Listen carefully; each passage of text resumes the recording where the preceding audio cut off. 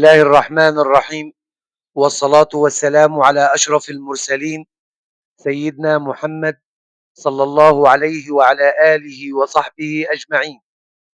أحبائي طلاب وطالبات الصف الأول الإعدادي، أهلا وسهلا بكم في مقهى الخوارزمي لتعليم الرياضيات. النهاردة إن شاء الله تعالى حصة رقم 9، وهناخد فيها الجزء الثاني من العمليات على الأعداد الصحيحة. أخذنا في الجزء الأول عملية الجمع وعملية الطرح. النهارده إن شاء الله تعالى هناخد عملية الضرب وعملية القسمة. نبدأ بعملية الضرب في زد. زد اللي هي الأعداد الصحيحة. احنا نقدر نضرب الأعداد الصحيحة بطريقتين. الطريقة الأولى هي خط الأعداد.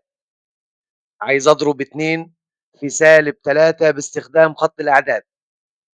احنا عارفين إنه عملية الضرب هي عملية جمع متكرر. يعني لما نضرب 2 في -3 هنكرر جمع -3 مرتين. لما تضرب 2 في -3 هتجمع -3 زائد -3، هتجمعها مرتين. -3 زائد -3. 2 في -3 هي -3 زائد -3. احنا أخذنا في جمع الأعداد الصحيحة باستخدام خط الأعداد، قلنا بنبدأ من عند الصفر. العدد الموجب نتحرك له يمين، والعدد السالب نتحرك له شمال. احنا هنا بنجمع -3 زائد -3، ده عدد سالب، فهنتحرك له شمال، نتحرك له 3 وحدات. نبدأ من عند الصفر ونتحرك شمال 3 وحدات. عند السالب 1 كده وحدة، عند السالب 2 كده وحدتين، عند السالب 3 كده 3 وحدات. هنجمع عليها -3، يعني برضه هنتحرك شمال. سالب يبقى نتحرك شمال، -3 يبقى 3 وحدات. انت انتهيت عند السالب 3، فهتكمل كمان 3 وحدات شمال. من عند السالب 3 لسالب 4 كده وحدة، لسالب 5 كده وحدتين، لسالب 6 كده 3 وحدات. 2 في -3 هتساوي -6. احنا كده حولنا عملية الضرب إلى عملية جمع. حولنا الضرب لجمع، وبعد كده استخدمنا خط الأعداد. عايز أضرب -2 في 3. أنا هنا هكرر جمع -2 3 مرات. هنكرر جمع العدد السالب على حسب العدد الموجب. هنكرر جمع -2 3 مرات، فهنقول له كده بيساوي -2 زائد -2 زائد -2. كده حولنا عملية الضرب إلى جمع متكرر. في الجمع كنا بنبدأ من عند الصفر، السالب نتحرك له شمال والموجب نتحرك له يمين. احنا عايزين نجمع -2. 2 ده سالب، فهنتحرك له شمال، نتحرك له وحدتين. نبدأ من عند الصفر ونتحرك شمال وحدتين. -1 كده وحدة، -2 كده وحدتين، وهنتحرك كمان وحدتين شمال. -2 هنتحرك -3 كده وحدة، ولسالب 4 كده وحدة، كده وحدتين، وهنضيف عليهم كمان -2، فهنتحرك شمال برضه خطوتين أو وحدتين. -5 كده وحدة، -6 وحدتين. فأنت كده انتهيت عند -6، فبالتالي الناتج برضه بيساوي -6. طيب قاعدة الإشارات. قاعدة الإشارات، لو الإشارتين شبه بعض الناتج بيطلع موجب، لو الإشارتين مختلفين الناتج هيطلع سالب. لو الإشارتين بالموجب الناتج يطلع موجب. لو الإشارتين مختلفين، واحدة بالموجب وواحدة بالسالب، الناتج هيطلع بالسالب. القاعدة سهلة، لو شبه بعض يطلع موجب، لو مختلفين يطلع سالب. وحاصل ضرب أي عدد في صفر بيساوي صفر. لما تضرب أي عدد في صفر الناتج هيساوي صفر. تعالوا نطبق الكلام ده. 2 في 5، 2 ده موجب والخمسة موجب، الإشارتين شبه بعض، فالناتج يطلع بالموجب، والموجب ما بيتكتبش. 2 في 5 بتساوي 10. -2 في -5، الإشارتين شبه بعض، ده سالب وده سالب، فالناتج يطلع بالموجب، والموجب ما بيتكتبش. 2 في 5 بتساوي 10. 0 في -13، أي عدد في صفر بيساوي صفر. صفر في سالب 13 هيساوي صفر. 5 ده عدد سالب وده عدد موجب لشرطين مختلفتين، فالناتج يطلع بالسالب. لو لشرطين مختلفتين الناتج يطلع بالسالب. و2 في 5 بتساوي 10، يبقى سالب 10. 2 في سالب 5، 2 بالموجب و5 بالسالب اللي شرطين مختلفتين، فالناتج هيطلع بالسالب. و2 في 5 بتساوي 10. 0 في 25، أي عدد في صفر بيساوي صفر. يبقى لو لي شرطين شبه بعض الناتج هيطلع موجب، ولو لي شرطين مختلفتين الناتج يطلع سالب. وأي عدد هتضربه في صفر هيساوي صفر. تعالوا نشوف خواص عملية الضرب في زد. قبل ما ناخد خواص عملية الضرب في زد، معانا 8 مسائل وعايزين نحلهم. بيقول لك أكمل ما يأتي. 3 في نقط بيساوي صفر. 3 في كام يديك صفر؟ 3 في صفر بيساوي صفر. أي عدد تضربه في صفر الناتج لازم يكون صفر. فلما يكون الناتج صفر أكيد الثلاثة ضربته في صفر. رقم 2، 5 في القيمة المطلقة لسالب 7. قلنا لما نلاقي قيمة مطلقة لازم نطلعه بره. السالب 7 يطلع بره المطلقة بالسبعة أو موجب 7. القيمة المطلقة دائما موجبة. اضرب 5 في 7. 5 في 7 بتساوي 35. سالب 3 في سالب 8، اللي شرطين شبه بعض الناتج يطلع بالموجب، والموجب ما بيتكتبش. 3 في 8 بتساوي 24. يبقى سالب 3 في سالب 8 بيساوي موجب 24. 6 في نقط بيساوي سالب 42. هتلاحظ ان الناتج طالع بالسالب. الكلام ده معناه ان الاشارتين مختلفتين. طالما الناتج بالسالب يبقى الاشارتين مختلفين. طيب الستة بالموجب، يبقى العدد اللي هنا لازم يكون بالسالب. العدد اللي هنا لازم يكون بالسالب لانه الناتج بالسالب، فواحد بالموجب لازم الثاني يكون بالسالب. طيب سالب كام؟ 6 في كام يديك 42؟ 6 في 7. يبقى 6 في سالب 7 هيساوي سالب 42. سالب 4 في نقط بيساوي 20. العدد ده سالب والناتج طالع بالموجب، فأكيد الإشارتين شبه بعض. لو الإشارتين شبه بعض الناتج بيطلع بالموجب. هنا سالب يبقى لازم هنا يكون سالب. 4 في كام يديك 20؟ 4 في 5 يبقى سالب 5. نقط في سالب 9 بيساوي سالب 18. الناتج بالسالب. نفهم من كده إن العددين واحد موجب وواحد سالب. التسعة بالسالب فالعدد ده لازم يكون موجب. مين تضربه في 9 يديك 18؟ 2. 2 في سالب 9 بيساوي سالب 18. لما تلاقي قيمة مطلقة تطلعها بره. القيمة المطلقة لسالب 5 بيساوي 5 في القيمة المطلقة للثلاثة هتساوي 3، و5 في 3 بتساوي 15. سالب 250 في صفر. أي عدد هتضربه في صفر الناتج هيساوي صفر. الانغلاق أول خاصية من خواص عملية الضرب. يعني إيه انغلاق؟ الانغلاق يعني تضرب عدد صحيح في عدد صحيح الناتج لازم يكون صحيح. لو ضربت عدد صحيح في عدد صحيح الناتج لازم يكون عدد صحيح. زي لما نضرب سالب 5 في 8. السالب 5 عدد صحيح والثمانية عدد صحيح، أكيد الناتج هيكون عدد صحيح.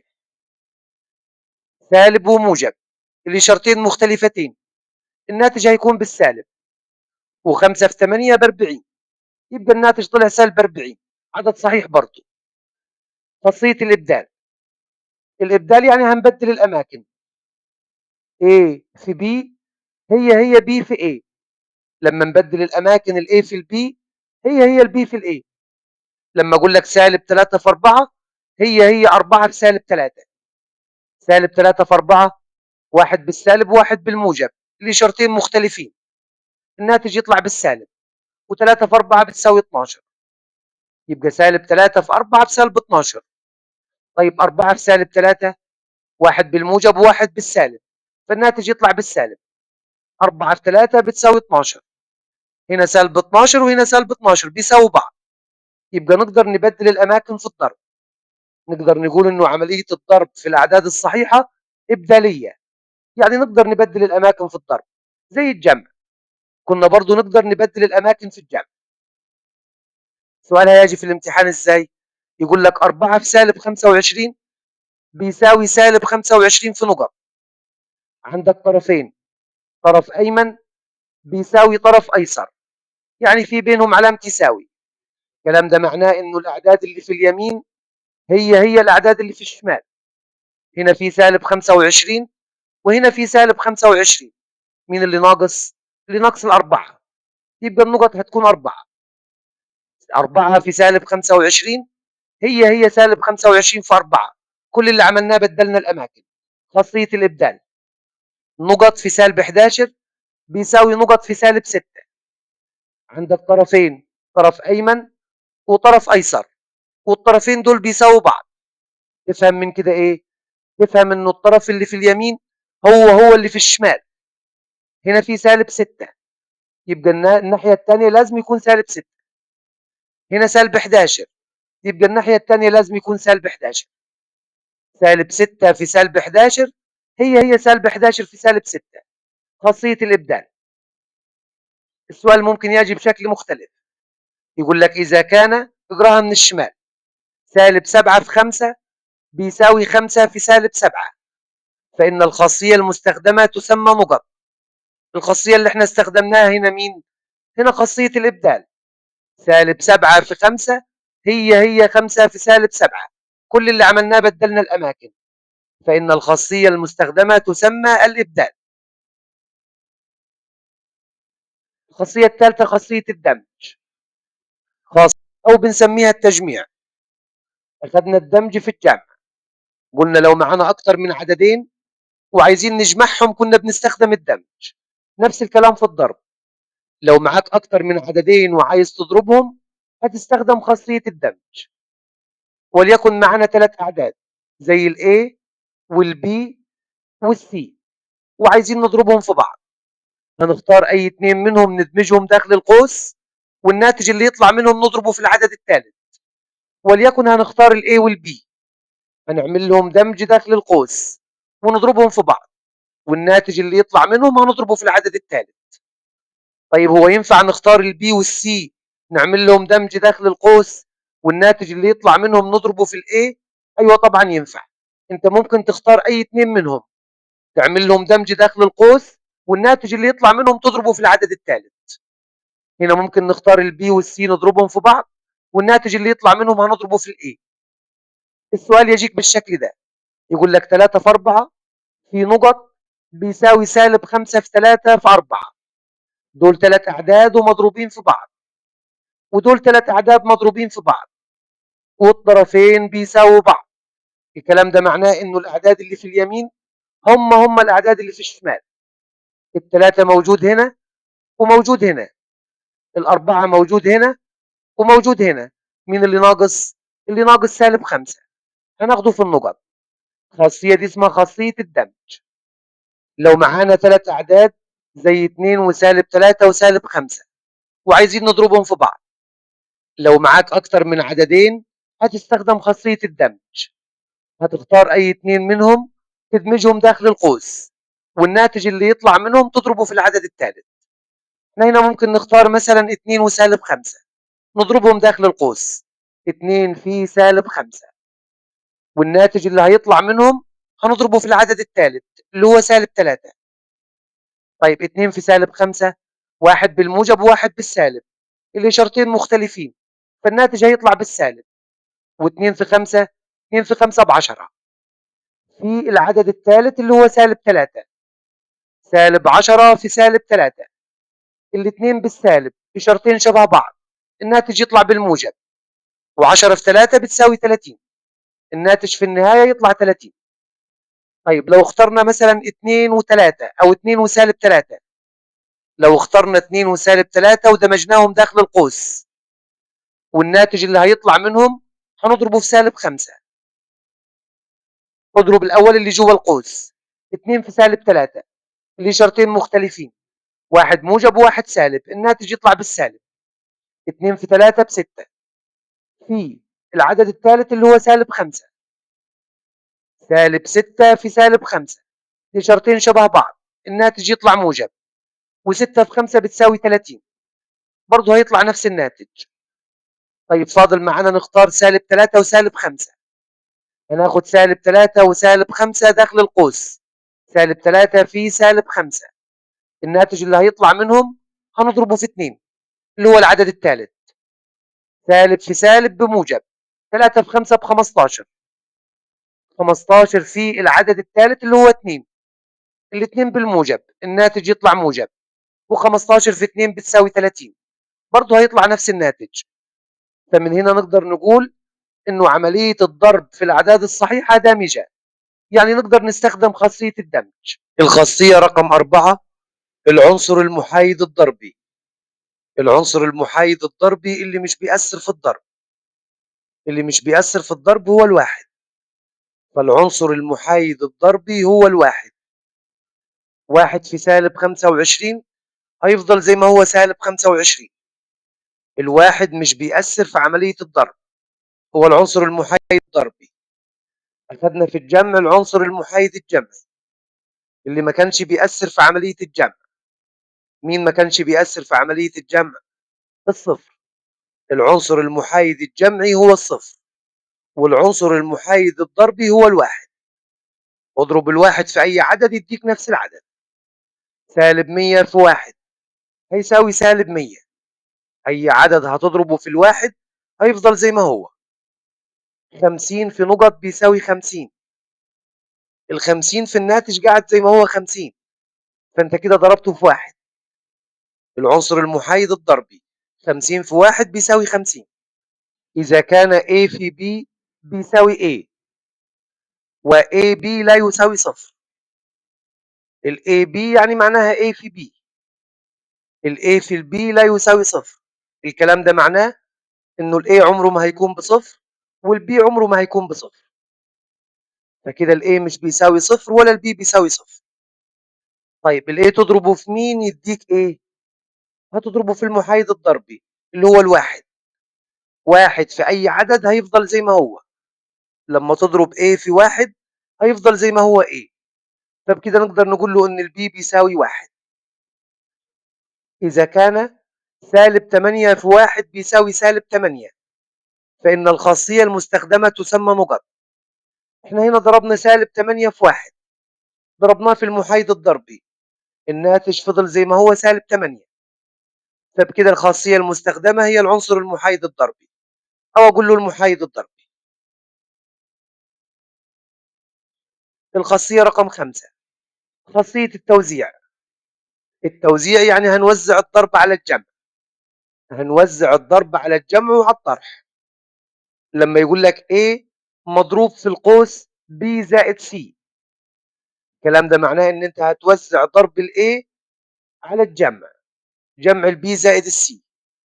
هنضرب A مرة في B ونرجع نضربه في C، يبقى الكلام ده بيساوي A في B زائد A في C.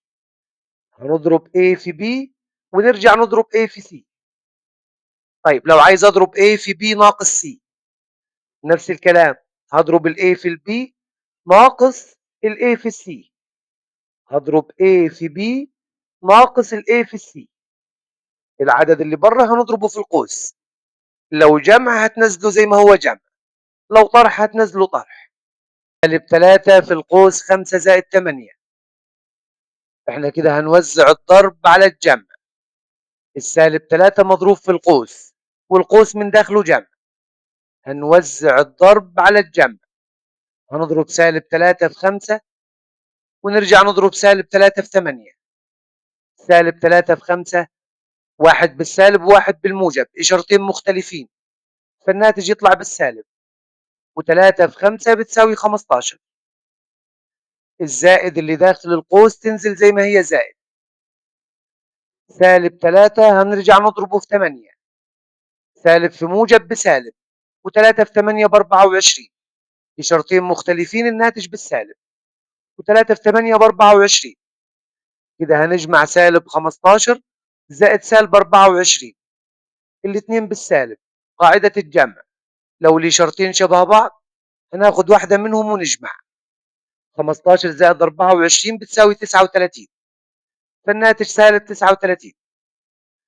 أو أنت خسرت 15 وخسرت 24، كده أنت خسرت 39، الخسارة سالب. عايز أضرب 2 في القوس سالب 4 زائد 6، القوس من داخله جمع والاتنين مضروب في القوس، فكده هنوزع الضرب على الجمع. هنضرب 2 في سالب 4 ونرجع نضرب 2 في 6. 2 في سالب 4، واحد بالموجب وواحد بالسالب، في شرطين مختلفين، الناتج يطلع بالسالب. و2 في 4 بتساوي 8، الزائد اللي من داخل القوس تنزل زي ما هي زائد. وهضرب 2 في 6، 2 في 6 بيساوي 12. هنجمع سالب 8 زائد 12، الإشارتين مختلفين، ناخد إشارة الكبير ونطرح. الكبير 12 إشارته موجب، و12 ناقص 8 بتساوي 4. أو أنت خسرت 8 وكسبت 12، فكده أنت كسبت 4 والمكسب بيمثله موجب.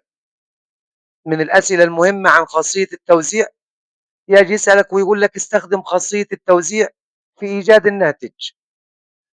3 في سالب 2، التلاتة مضروب في سالب 2 زائد 3 في سالب 5، هو كده موزع الضرب، احنا عايزين نرجعها لأصلها، فكده هناخد عامل مشترك. هتلاحظ ان التلاتة موجود في الحد الثاني وموجود في الحد الأول، التلاتة موجود هنا وموجود هنا، هناخده عامل مشترك ونفتح القوس. لما أخذنا التلاتة من هنا اتبقى سالب 2، هننزل من داخل القوس سالب 2 زائد، لما أخذنا التلاتة من هنا اتبقى سالب 5 زائد سالب 5. اجمع اللي جوه القوس والناتج اللي هيطلع منهم هتضربه في 3. سالب 2 وسالب 5 الإشارتين شبه بعض، هناخد واحدة منهم ونجمع. سالب 2 وسالب 5 هيساوي سالب 7، التلاتة اللي بره القوس مضروبة في القوس، يبقى 3 في سالب 7. 3 في سالب 7، واحد بالموجب وواحد بالسالب، الناتج يطلع بالسالب. و3 في 7 بتساوي 21، فالناتج في النهاية يطلع سالب 21. 45 في سالب 16 زائد سالب 47 في سالب 16 زائد سالب 16. هتلاحظ ان الحدود كلهم اتكرر فيهم السالب 16، موجود هنا وموجود هنا وموجود هنا، فهناخده عامل مشترك. ناخد سالب 16 عامل مشترك ونفتح القوس. لما اخذنا سالب 16 من الحد الاول اتبقى ال 45 زائد، لما اخذنا السالب 16 من الحد الثاني اتبقى سالب 47 زائد، لما اخذنا سالب 16 من الحد الثالث اتبقى 1، لانه السالب 16 ده مضروب في 1، فلما ناخد السالب 16 هيتبقى الواحد ونقفل القوس. كده هنضرب السالب 16 في الناتج اللي هيطلع من القوس، فهنقول له سالب 16 في، ونجمع الأعداد اللي جوه القوس. عندك 3 أعداد، 45 و1 دول بالموجب، نجمعهم مع بعض. 45 و1 46، هنجمع 46 زائد سالب 47، واحد بالسالب وواحد بالموجب، إشارة الكبير ونطرح.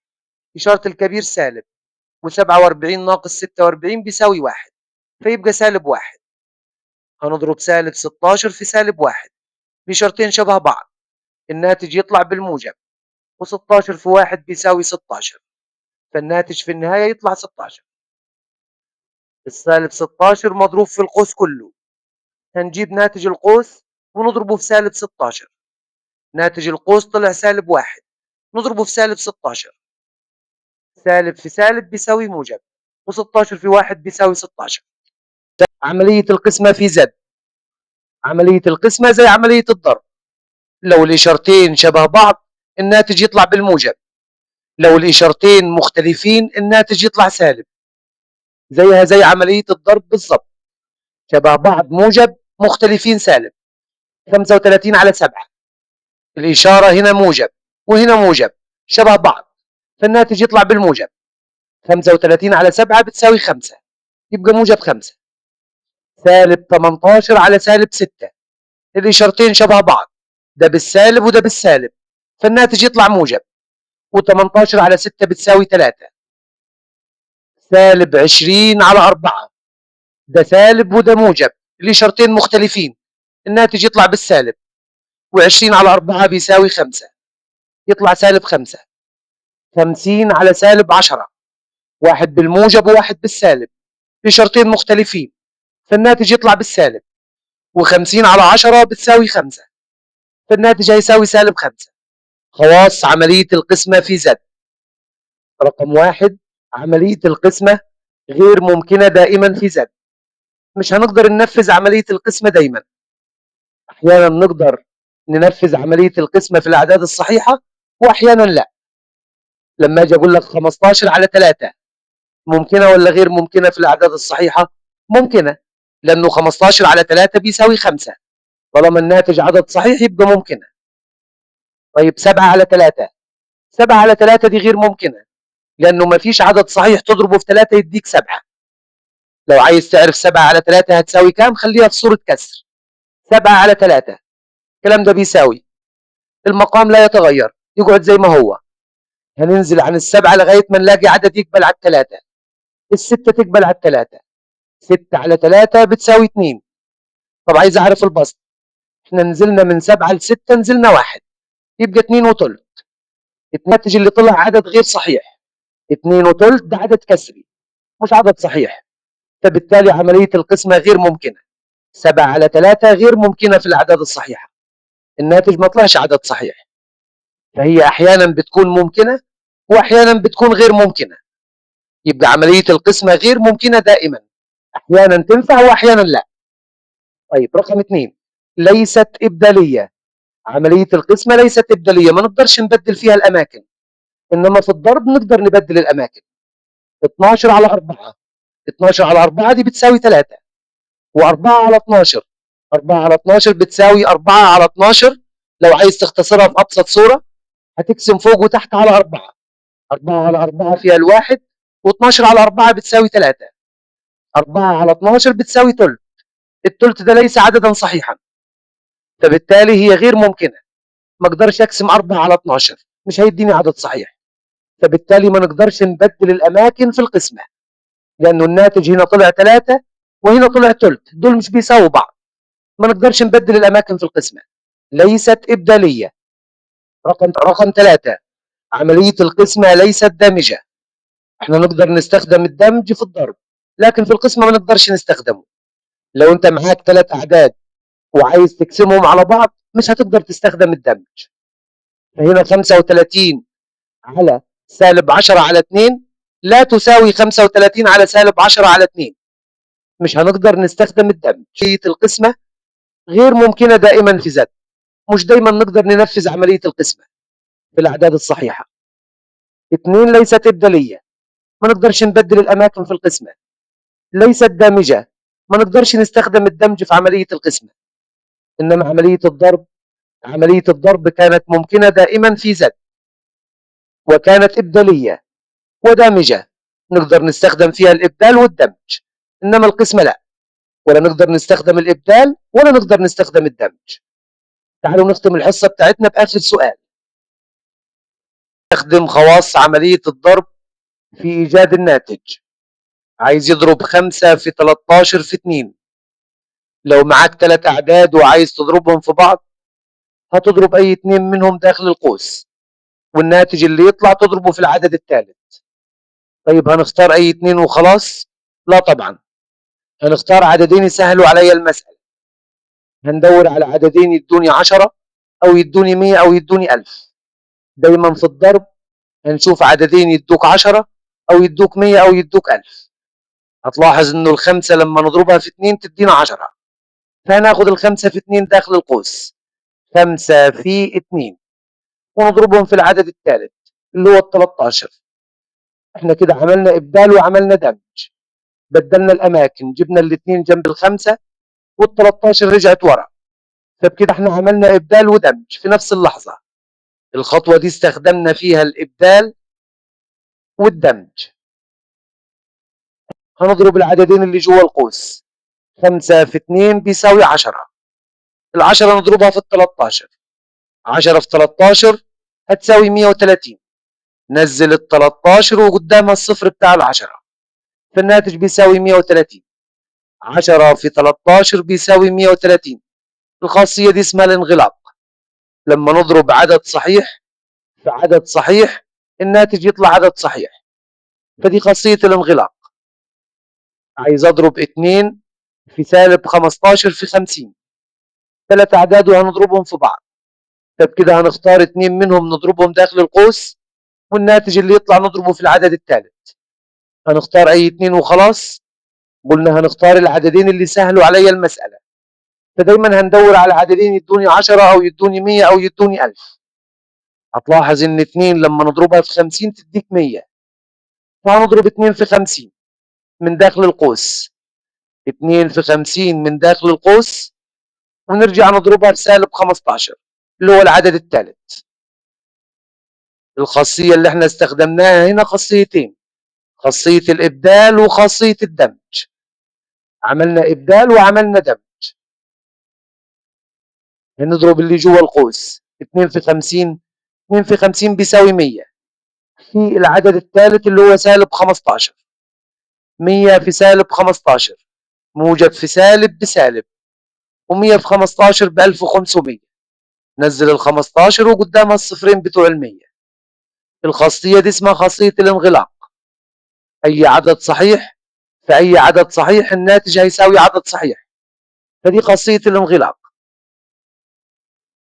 عايز أضرب سالب 2 في سالب 25 في سالب 50 في 4.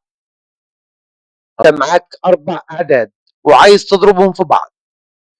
أكيد هتختار كل 2 مع بعض داخل قوس، والناتج اللي يطلع من هنا هتضربه في الناتج اللي يطلع من هنا. طيب عايزين نختار كل 2 مع بعض. هنختار مين مع مين؟ هنختار العددين اللي يدوني 10 أو 100 أو 1000. هتلاحظ إنه 2 في 50 يديك 100، فكده هناخد سالب 2 وسالب 50 داخل قوس. هضرب سالب 2 في سالب 50 داخل القوس. في هفتح القوس الثاني وهضرب من داخله سالب 25 في 4. سالب 25 في 4. كده أنا استخدمت خاصيتين، عملت إبدال وعملت دمج. بدلت الأماكن وفي نفس اللحظة عملت دمج، دمجت كل 2 داخل قوس. فالخاصية دي اسمها الإبدال والدمج، أو الخاصيتين اللي استخدمناهم الإبدال والدمج. طيب هنضرب كل 2 داخل القوس. سالب 2 في سالب 50، الإشارتين شبه بعض، الناتج يطلع بالموجب. 2 في 50 بتساوي 100 في سالب 25 في 4. واحد بالسالب وواحد بالموجب، فالناتج يطلع بالسالب. و25 في 4 بتساوي 100. الكلام ده بيساوي، هنضرب 100 في سالب 100، الإشارتين مختلفين. طالما الإشارتين مختلفين الناتج يطلع بالسالب. و100 في 100 ب 10000. نزل الواحد وقدامه 4 أصفار، يبقى الناتج يطلع سالب 10000. إذا كان B بيساوي سالب 5 و A بيساوي 15، ال A بتساوي 15 وال B بتساوي سالب 5، أوجد ناتج ما يأتي. القيمة المطلقة ل B في A. ال B احنا لسه جايين دلوقتي بسالب 5، هنعوض عنه بسالب 5. وال A بتساوي 15، هنعوض عن قيمة ال A ب 15. فكده هنضرب داخل قوس المطلقة سالب 5 في 15. الكلام ده بيساوي القيمة المطلقة سالب 5 في 15، سالب في موجب بيساوي سالب، و5 في 15 ب 75. القيمة المطلقة لسالب 75 هتساوي 75. القيمة المطلقة دائما تكون موجبة، فالناتج في النهاية 75. كل اللي عملناه عوضنا عن قيمة البي بسالب 5 وعوضنا عن قيمة الاي ب 15. شلنا البي وحطينا سالب 5 وشلنا الاي وحطينا 15. هنضرب سالب 5 في 15، سالب في موجب بسالب، و5 في 15 ب 75 بس من داخل المطلقة. السالب 75 يطلع بره بالموجب 75. القيمة المطلقة ل15 على بي. هنعوض عن قيمة البي. هي البي بكام؟ البي هو كان جاي لك ب-5، هنشيل البي ونحط مكانه -5، فكده هتبقى 15 على -5 من داخل قوس المطلقة. افتح قوس المطلقة زي ما هو، 15 على -5 في القسمة زي الضرب. لو الإشارتين مختلفين الناتج سالب، لو شبه بعض موجب. موجب على سالب هيساوي سالب، و15 على 5 بتساوي 3. القيمة المطلقة لسالب 3 هتساوي 3. هنعوض عن قيمة البي ب-5، و15 على -5 -3، يطلع بره المطلقة ب3. A على B، برضو هنعوض عن قيمة ال A ب15 وقيمة ال B ب-5، فهنقسم ال15 على -5. 15 على -5 موجب على سالب هيساوي سالب، إشارتين مختلفين يطلع بالسالب. 15 على 5 بتساوي 3. -5 على B، البي لسه جايين ب-5، هنعوض عنها ب-5، وهنقسم -5 على -5. الإشارتين شبه بعض الناتج موجب، و5 على 5 بتساوي 1، ف-5 على بي هيساوي 1. وبكده احنا خلصنا الحصة النهاردة. ولو كنتوا استفدتوا أتمنى نعمل لايك واشتراك في القناة وشير للفيديو عشان محتوانا يوصل لأكبر عدد من الناس. وأشوفكم إن شاء الله الحصة الجاية، والسلام عليكم ورحمة الله وبركاته.